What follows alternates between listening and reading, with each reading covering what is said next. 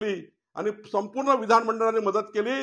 पण विधानमंडळाच्या बाहेर असणारे जे लोक आहेत, जे पुन्हा कधी सत्तेमध्ये येणार नाही, ते लोक आता समाजाला या ठिकाणी बिघडवण्याचं काम करताय। पण मराठा समाज सुसंस्कृत आहे।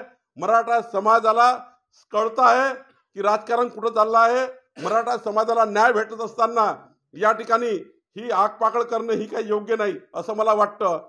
आणि त्यामुळं जाणीवपूर्वक देवेंद्रजीला टार्गेट करण्यात येत आहे। जरांगे पाटील मुंबईकडे सागर बंगल्यावर जाणार असं सांगून ते नाही, सागर बंगल्यावर कशा करता?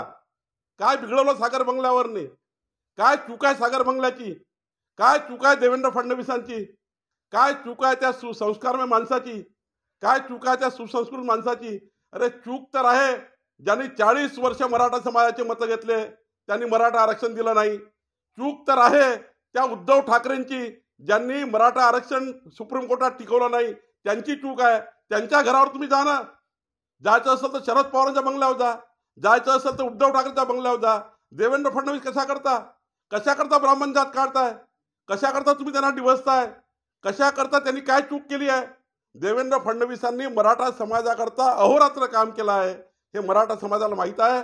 आणि म्हणून अशा प्रकारचे वक्तव्य जे त्या ठिकाणी टीव्ही सुद्धा दाखवू शकत नाही, मीडिया सुद्धा दाखवू शकत नाही, असे वक्तव्य करून या संस्कार महाराष्ट्राला गालबोट लावण्याचं काम सुरू केलं आहे। सलाईनच्या माध्यमातून विष देण्याचा प्रयत्न झाला असा आरोप केला, म्हणून मी सलाईन घेण्याचं बंद केलं जरांगे म्हणाले, आणि एन्काउंटर करण्यात देखील प्रयत्न झाला। चुकीचं आहे। देवेंद्रजीच्या स्वभावात ह्या बाबी नाही आहेत। मी त्यांच्या 32 वर्षापासून त्यांना ओळखतो आहे। देवेंद्रजी उलट जीव कसा वाचेल, मनोज जरांगेंना पूर्ण ताकदीने सिक्युरिटी देण्यापासून त्यांना प्रत्येक बाबीचं संरक्षण देण्याचं काम देवेंद्र फडणवीसांनी केलं, गृहमंत्री म्हणून केलं। आणि त्यांच्यावर या पद्धतीने आरोप करणे, निष्कलंक माणसावर आरोप करणे, हे काही आम्हाला मान्य नाही आहे। खरं तर हा प्रचंड वाईट दिवस महाराष्ट्राच्या राजकारणामध्ये आहे आणि हे या महाराष्ट्राला दुखवणारे वक्तव्य जरांगेंनी केले आहेत। पुरोगामी महाराष्ट्र म्हणून महाराष्ट्राची ओळख राहिलेली आहे, अशा वेळेस जातीपातीच्या याच्यातून आरक्षणाला धरून जातीपातीला आरोप करणे हे कितपत योग्य वाटतं? कुठेतरी जाणीवपूर्वक असे आरोप होतात।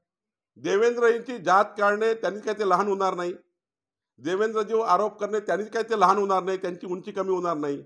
पण जरांगेंचं वक्तव्य हे महाराष्ट्राला शोभणारं नाही आहे। मराठा समाज सुद्धा या बाजूने कधी जाऊ शकत नाही। मराठा समाज सुद्धा या ठिकाणी देवेंद्रजीबद्दल असे अश्लील शब्द खपून घेणार नाही। मराठा समाजात सकाळपासून मी माझे फोन येत आहे, मराठा समाज अशा भाषेला, अशा वक्तव्याला कधी मदत करू शकणार नाही। मराठा समाज सुसंस्कृत आहे आणि त्यामुळे देवेंद्रजीबद्दल जे काही बोलले ते या महाराष्ट्राला मान्य नाही आहे।